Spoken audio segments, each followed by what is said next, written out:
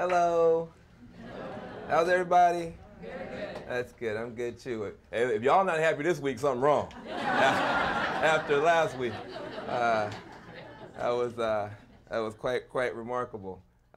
Little achievement there for the American people. So give yourselves a round of applause if you had any role at all. That's good. No matter who you supported in the election process, it was so healthy. For the first time, American democracy was more compelling than American Idol. You know, people were, you could go to anywhere, bus stops, people were talking about politics. So there's going to be an engagement dividend that we get out of 2008. It's the only dividend we're going to get out of 2008. But at least we'll get an engagement dividend. I think people, especially some of these young folks, are going to stay involved for a long time. We're going to need it. My book is actually a plea to the new president in a lot of ways. In fact, the whole last part of the book are policy suggestions for the next president, suggesting that we can power our way through this recession by repowering America with clean energy, that we can fight pollution and poverty at the same time by building an economy that's not based on credit cards.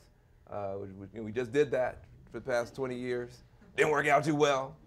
But it's actually built on solar panels and wind turbines and weatherizing buildings and all of the clean and green technologies of the future. So that's the point of the book. And it's a hopeful book because I believe that sometimes something really bad has to happen before something really good can happen. I think sometimes you have to have a breakdown like we've just experienced in the economy in order to have a breakthrough. And the reason I can say that is because I'm speaking about my own personal experience. I will acknowledge to you that I am an unlikely author of a green book. Most people who look like me don't write green books. And in fact, it was a challenge for the book in some ways because people with different publishers were like, well, hold on a second. Who's going to buy this book? Black people don't buy green books. White people don't buy black books. Nobody's going to buy your book. That was a concern. I had that concern myself. But we're in a new age now, I think. I think we can now say that anybody has that kind of outmoded thinking that only people of certain classes and colors want to talk about the earth or talk about energy. Two words for that: Barack. You know what I mean? Barack. It's new age now. We can all get around the campfire and figure this stuff out. But I came to write this book out of a personal crisis, not a planetary one. I was working to try to get kids out of jail and into jobs for a very long time.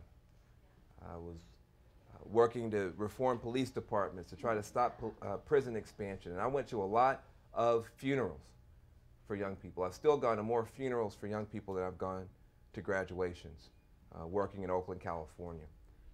And I burned out. Bottom line, I burned out. I had my face up against that furnace for a really long time. And it was in trying to find some personal help and some personal healing that I discovered a place in the Bay Area called Marin County. Now, has anybody here ever been to Marin County? Okay, so some of you guys, those of you who haven't, if you're working in Oakland for several years and you get in your car and you drive over, it's just over the horizon from Oakland. And you get in your car, we can't see it, just over the horizon. And you get in your car, you drive over the horizon, you're in Marin County. The thing that strikes you about Marin County is everybody there is happy, They're happy to see you, they're fit and and I was going because they had these meditation retreat centers there and stuff, and I was trying to, get my head back straight. And they had all this stuff over there that we don't have in Oakland, like salads, tofu and hybrid cars and solar panels and all this stuff. And I was happy, and I was learning and I was healing and stuff, but then I'd have to drive back. I have to drive back to Oakland. and I would have to see the joblessness there, and the cancer clusters, and the kids walking to school with asthma inhalers because of the asthma. And there's beautiful people in Oakland, there's beautiful stuff going on in Oakland, but I noticed a difference though. And I said, are we going to have in this country a situation where I have to move my family from Oakland to enjoy some of these positive green products and solutions and technologies? Are we going to have eco-apartheid?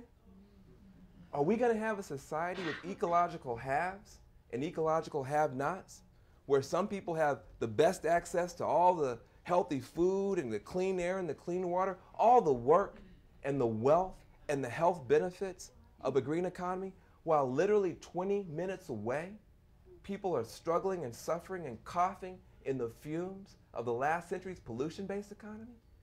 I said, that's not acceptable to me. I said, there's got to be some way to create a green economy that's an inclusive green economy. And I said, what if we got these two communities together? What if we got the hustle and the creativity and the drive of Oakland lined up with the hustle and the creativity and the drive of Marin County? What would we have? We would have a green economy strong enough to lift people out of poverty. I said, we could take those neighborhoods that were locked out of the last century's pollution-based economy, locked out of the benefits, and make sure they're locked in to the new clean and green economy. What would that mean? That would mean we would make sure that poor folks could have solar panels on their houses too, and in that way, lower their energy bills.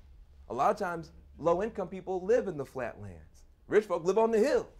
It's a lot sunnier sometimes in the flatlands. Why should places like Los Angeles, Watts, Oakland, be without those solar panels? We could be capturing the sun's energy, but also not just powering the grid, but empowering people.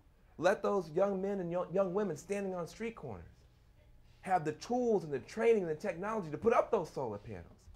Let them get in on the ground floor of the solar industry. Maybe they start off as a solar panel installer, but then as these industries grow, they could become managers and owners and inventors, not just green jobs, but green careers, green pathways out of poverty. And I started looking into it. I met a woman named Majora Carter from the South Bronx, and she had a slogan. It was, "Green the ghetto first." That's a good slogan. And she pointed out, who needs the healthy food? Who needs that organic food? Look where the diabetes epidemics are. Look where the high blood pressure. Look where all those things are. They're where low-income people are. Why? Because they don't have good stores there. Don't mean to insult anybody, but Whole Foods is hard to find in the hood, you know. And I understand why, because if it were there, we would call it Whole Paycheck, right? You can't necessarily. It's a tough store to buy in. We have a lot of these health food stores, and they have a lot of healthy stuff, but you go in there, have you ever been to those stores? Do you have any money when you came out? You come out, you have one strawberry, it's like, I'm healthy, but I'm hungry, you know? So we gotta find a way though, to get the healthy food to the people who need it, to get the clean energy to the people who need it, to weatherize the homes of those people who can't afford to continue paying year after year, month after month, to heat their drafty homes. And I said, if we did that, man, we would have a green wave in this country that would be strong enough to lift all boats. We could bring together people who haven't worked together for a long time. We could have the best of our business community, those eco-entrepreneurs who are coming up with those new products, and our labor leaders who are struggling right now as the unions get smaller and smaller. I say, hey, you can make it bigger if it's greener and browner. You see, there's a way forward for our labor movements. I said, there's a future out there. That's a good future if we all work together. So I started trying to make that case poorly,